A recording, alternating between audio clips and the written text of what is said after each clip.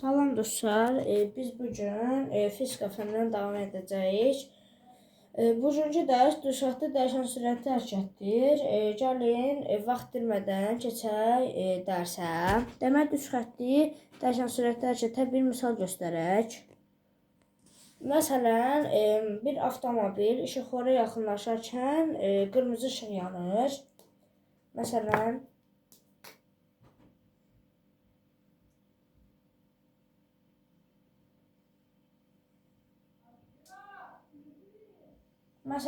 bu bir maşındır. Burada bir işıq vurdu. Burada bir dairə çəkək. Məsələn, deyək 2 dairədir. Biri qırmızıdır, biri isə yaşıldır. Məsələn, bizim yaşıl yoxdur, qırmızı yanıb. Bu zaman maşının sürətini azaldır. Məsələn, maşın 20 metr/saniyə sürətlə gəlirsə, işıqlara yaxınlaşanda sürət düşəcək 0 metr/saniyə. Ən birinci məsələn olacaq 10, 15, 15, sonra yavaş-yavaş olacaq 0 və işıq orada dayanacaq. Sonra təzədən elə bir dəqiqə. Sonra bizim qırmızı işığımız sönür, yaşıl işığımız yanır. Ondan sonra avtomobilin sürəti dayandıqdan sonra avtomobil sürəti 0 metr/saniyə, sonra yaşıl işıq yandıqdan sonra avtomobil sürəti yenidən 5, 10, 15, sonra isə 20 metr/saniyə, yəni yenidən hərəkət edir. Yəni biz də buna dəyişən sürət deyirik. Ən birinci sürəti sıfıra düşdü, yavaşladı, sonra isə 20 metr/saniyə qalxdı və sürəti artdı. Buna görə də sürət dəyişdi. Buna görə də buna dəyişən sürətli hərəkət deyilir. Bu əslində bu bir məsələ idi. Yəni məsələ dedim, nümunə idi. İndi keçək əsl dərsimizə. Yəni dostlar, əsas dərsə keçək. Məsələn, siz fikirləşə bilərsiniz ki, cisimlərin hamısı sabit sürətlə hərəkət edir. Amma belə düşərtli bərabər sürətli yox, düşərtli dəyişən sürətlə hərəkətdir. Yəni, bu dərsdə ancaq sürət dəyişəcək, sürət sabit qalmayacaq, ya artacaq, ya da azalacaq. Yəni, sürət ancaq dəyişəcək. Məsələn, heç vaxt əksər hallarda da olsa, əksər hallarda cisimlər bir sabit sürətdə hərəkət edində, belə dediyimiz kimi. Maşın işıqlar 20 ilə gedir, işıqlara yaxınlaşanda sürət düşür 0-a, sonra işıqlar yaşıl yandıqdan sonra isə sürəti qalxır 20-yə, 30-a, 40-a, 50 ilə qalxır, yəni buna görə də sürət dəyişir. Məsələn, buna avtobus götürək, avtobus işıqlara yaxınlaşarkən dayanır və işıqlara yaxınlaşarkən dayanır və qırmızı işıq olur. Yəni, yaşıl işıq yandıqdan sonra da hərəkətə başlayır. Bu da dəyişən sürətdir. Sonra avtomobil də yaşıl işıq yandıqda hərəkətə başlayır və getdikcə sürəti artır. Həmçinin onunla bərabər, məsələn, əlimizdən buraxdığımız cisim deyiridir ki, sürəti artır, yəni dəyişir.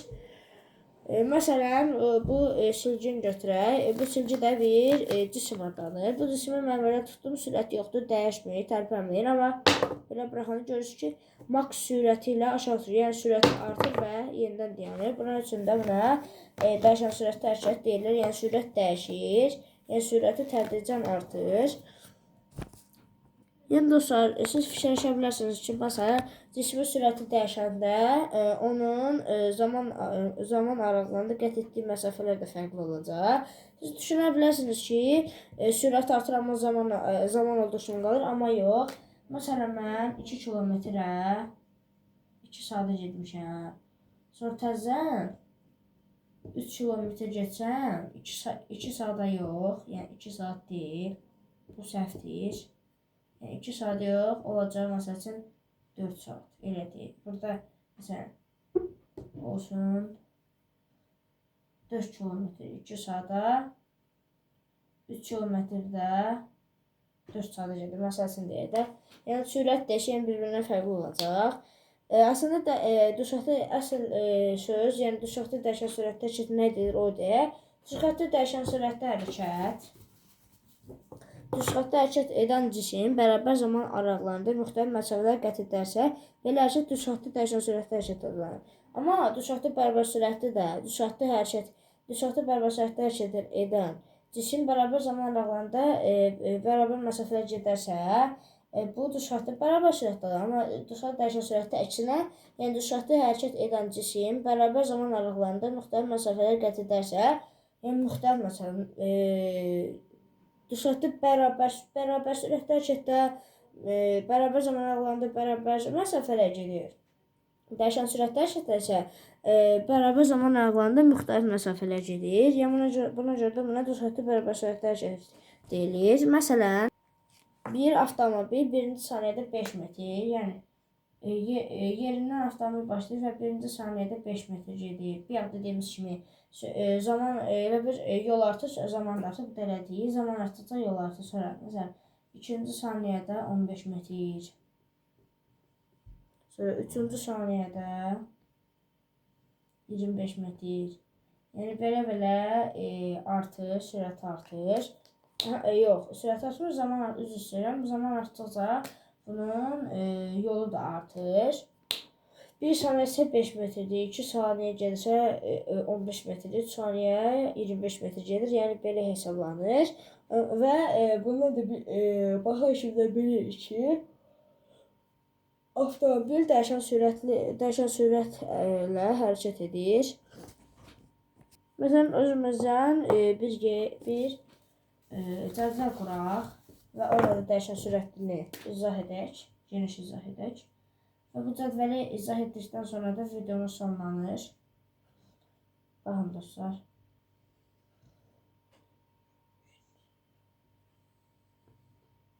Bir dəqiqə xətti düz çəkək.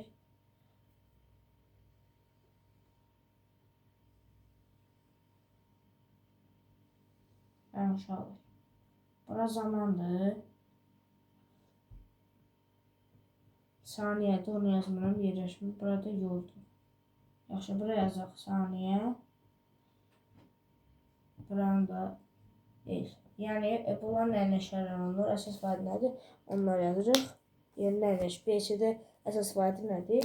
Zaman 1-dir. 1 saniyə, 1 saniyə, 1 saniyə. Amma dəyişən sürət dediyinə görə yol da dəyişir. Məsələn, 1 saniyə 5 metr. Sonra o 1 saniyə 15 metr gedir. Sonra o 1 saniyə 25 metr getdikcə artır və buna görə də bu dəyişən sürətdə hərəkət adlanır. Yəni, dostlar, dəyişən sürətdə hərəkət. Deməli, dostlar, biz artıq bugün fizika fənnindən, yəni dəyişən sürətdə hərəkət dərsinin sonuna gəldik. Bu çox asan bir dərs idi və həqiqətən qısa bir dərs idi.